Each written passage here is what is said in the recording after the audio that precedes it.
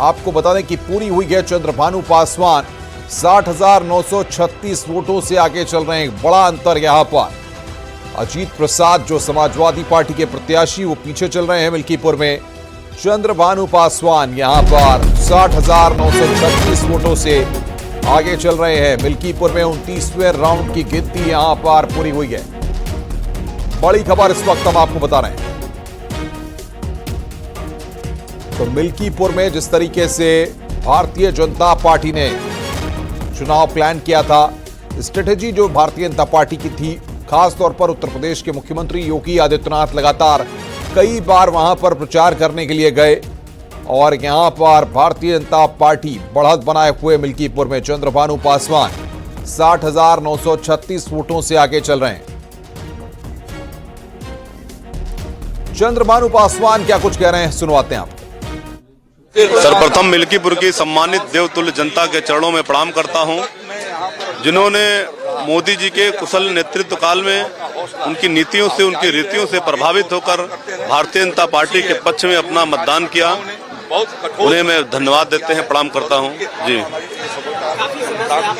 जनता का विश्वास हम जीतने में सफल है और इस नाते सभी अपने भाजपा कार्यकर्ताओं और तमाम जो अयोध्या नगर में निवास करते हैं। देखिए, मैंने कह दिया ना, भारतीय जनता पार्टी के कुशल कार्यकाल में जनता ने उनकी रीतियों से, नीतियों से प्रभावित होकर और अपना आशीर्वाद दिया, भारतीय जनता पार्टी के अपने पक्ष में मतदान दिया।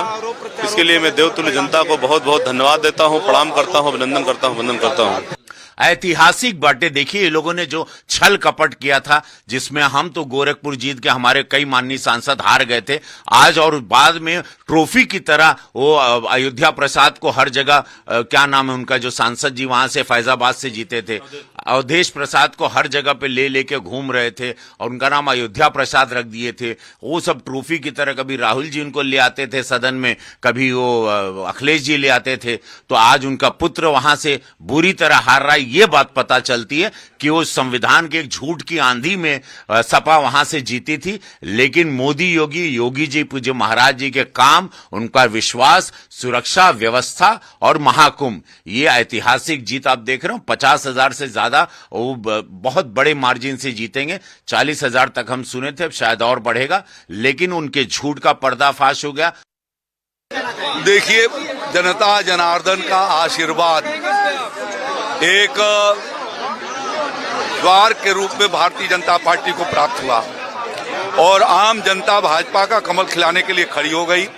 उसके पीछे इन समाजवादी पार्टी का लगातार भगवान राम के मंदिर पर सवाल खड़ा किया जाना, प्रधानमंत्री मोदी पर सवाल खड़ा किया जाना, सनातन और योगी जी पर सवाल खड़ा किया जाना, उसका करारा जवाब जो है मिल्कीपुर वासियों ने समाजवादी पार्टी को दिया है और उनका साइकिल को पंचर कर दिया है और तार उसके निकाल दिए हैं।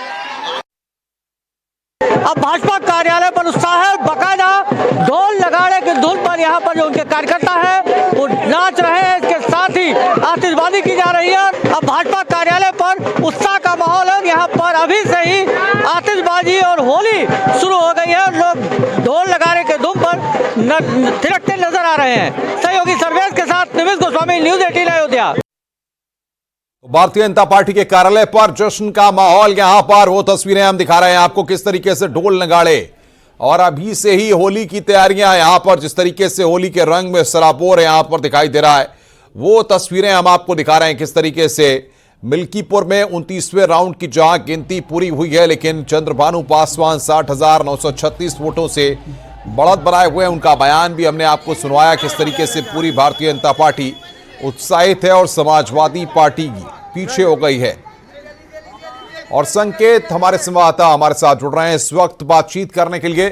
संकेत, मिल्कीपुर का परिणाम जाहिर तौर पर राजनीतिक तौर पर काफी महत्वपूर्ण है, क्योंकि उत्तर प्रदेश की आने वाली सियासत में भी मिल्कीपुर का परिणाम एक बड़ी नजीर साबित होने वाला है। बिल्कुल जाहिर सी बात है कि मिल्कीपुर का जो चुनावी परिणाम है उससे सीधे तौर पर आगामी जो भारतीय जनता पार्टी की रणनीति रहेगी और जो सियासी लिहाज से काफी महत्वपूर्ण साबित हो रहा है। इसमें सबसे जो खास बात है कि अभी हम अपडेट देते हैं, इस समय हम काउंटिंग स्थल पर हैं। यहाँ पूरी जो है काउंटिंग पूरी हो चुकी है और जो चंद्रभान पासवान हैं भारतीय जनता पार्टी के जो प्रत्याशी हैं वो अंदर दाखिल हो गए हैं, अंदर पहुंच गए हैं काउंटिंग स्थल पर और अपना प्रमाण पत्र लेने के लिए पहुंचे हैं। इसको पूरा बैरिकेड कर दिया गया है और वो अंदर ही मौजूद हैं, हम तस्वीरों में दिखाएंगे। ये काउंटिंग स्थल है और इसे बैरिकेड किया गया है। अंदर चंद्रभान पासवान जो कि भारतीय जनता पार्टी के प्रत्याशी वो पहुंच चुके हैं और जिस तरीके से जो हमें जानकारी मिल रही है कि 65,000 से ज्यादा वोटों से चंद्रभान पासवान चुनाव जीत गए हैं। ये बड़ा अपडेट है। कार्यकर्ता भी आप तस्वीरों में देख सकते हैं। यहाँ चंद्रभान पासवान के साथ तमाम कार्यकर्ता भी पहुंचे हैं काउंटिंग स्थल पर ही। बड़ी जीत भारतीय जनता पार्टी की हुई है। बिल्कुल सही है। भारतीय जनता पार्टी की इस ऐतिहासिक जीत के लिए हम मिल्कीपुर वासियों को, वहां की देवतुल्य जनता को और पूरे जनपद अयोध्या भगवान राम की नगरी के सभी कार्यकर्ता साथी पार्टी पदाधिकारियों को धन्यवाद देते हैं। और मिल्कीपुर में चौरसिया समाज का 32,000 चौरसिया समाज वोट बैंक, सभी समाज के लोगों ने वोट किया है और यही भारतीय जनता पार्टी की कोशिश थी। मुख्यमंत्री योगी आदित्यनाथ ने खुद चुनावी अभियान की कमान संभाली हुई थी और यहाँ आधा दर्जन से ज्यादा जनसभाएं मुख्यमंत्री योगी आदित्यनाथ ने की थी और जो चुनावी व्यूह तैयार किया था भारतीय जनता पार्टी ने, संगठनात्मक तमाम बैठकें की थी, 1,000 से ज्यादा बैठकें की और आधा दर्जन से ज्यादा मंत्रियों की बड़ी टीम यहां तैनात की गई थी। और भारतीय जनता पार्टी की पूरी कोशिश थी कि मिल्कीपुर उपचुनाव को जीतकर अयोध्या में हुई लोकसभा चुनाव। देखिए, हम ऐसी पार्टी में काम करते हैं जिसमें पार्टी का विधायक दल तय करता है, उसके बाद में पार्टी की लीडरशिप उस पर अपनी मोहर लगाती है, तो जो पार्टी का निर्णय होगा वो सबको मंजूर होगा। सर, पहली कैबिनेट में क्या अहम निर्णय होने वाला है?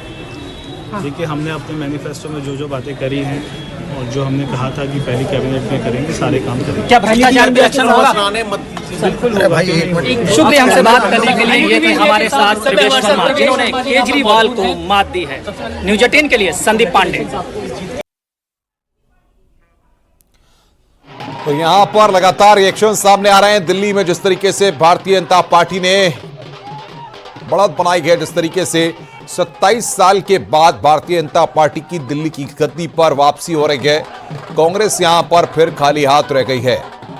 ये जो टैली आप देख रहे हैं, लगातार हम आपको बता रहे हैं कि 21 सीटों पर आम आदमी पार्टी, बीजेपी प्लस 49, कांग्रेस और अदर्स 0। ये यहां पर अपने आप में साबित करता है कौन कौन जीता, कौन कौन हारा। पीयूष गोयल ने क्या कहा है, सुनवाते हैं आपको। भाजपा की जीत प्रधानमंत्री नरेंद्र मोदी जी ने जो देश को विकास का मॉडल ऑफ गवर्नेंस दिया है, जो सुशासन से भारत आज विकसित भारत बनने के लिए तेज गति से आगे बढ़ रहा है, जो दिल्ली के लोगों ने गत 10 वर्षों में भ्रष्टाचार, अराजकता और विकास से वंचित रहने का दुख देखा है, उसके सामने प्रधानमंत्री मोदी जी ने जो देश को एक विश्वास दिया है और अच्छे कामों से देशवासियों की सेवा की है, उसके लिए दिल्ली के लोगों ने मोदी जी को आशीर्वाद देने की जीत दी है। जैसे केंद्र में तीसरी बार, महाराष्ट्र और हरियाणा में तीसरी बार प्रचंड बहुमत मिली। अब दिल्ली के लोग विकास चाहते हैं, दिल्ली के लोग सुशासन चाहते हैं, डबल इंजन सरकार।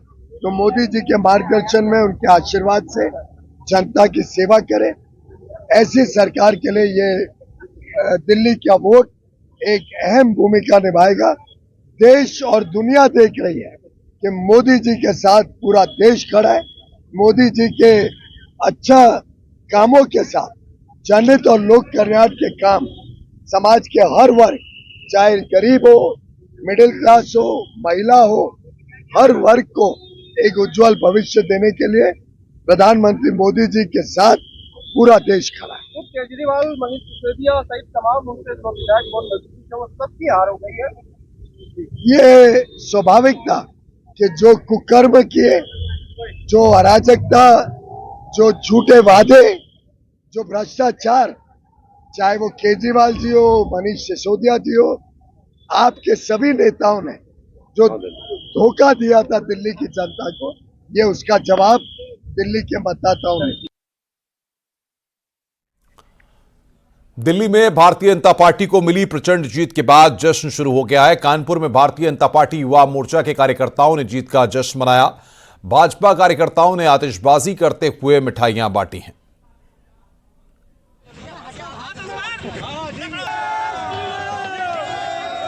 और जिसमें पूरी एक आंदोलन जो इंडिया अगेंस्ट करप्शन, जिसमें से बहुत सारे युवाओं ने 2012 से 14 के बीच में उसके साथ अन्ना हजारे का आंदोलन था, उसको लीड कर रहे थे। और उन्होंने पूरी दिशा, उन्होंने कहा कि हम राजनीति में आएंगे, दिशा बदलने के साथ पूरी उनकी दिशा शराब की तरफ चली गई, उनकी दिशा जो है भ्रष्टाचार की तरफ चली गई और दिल्ली को उन्होंने नर्क कर दिया।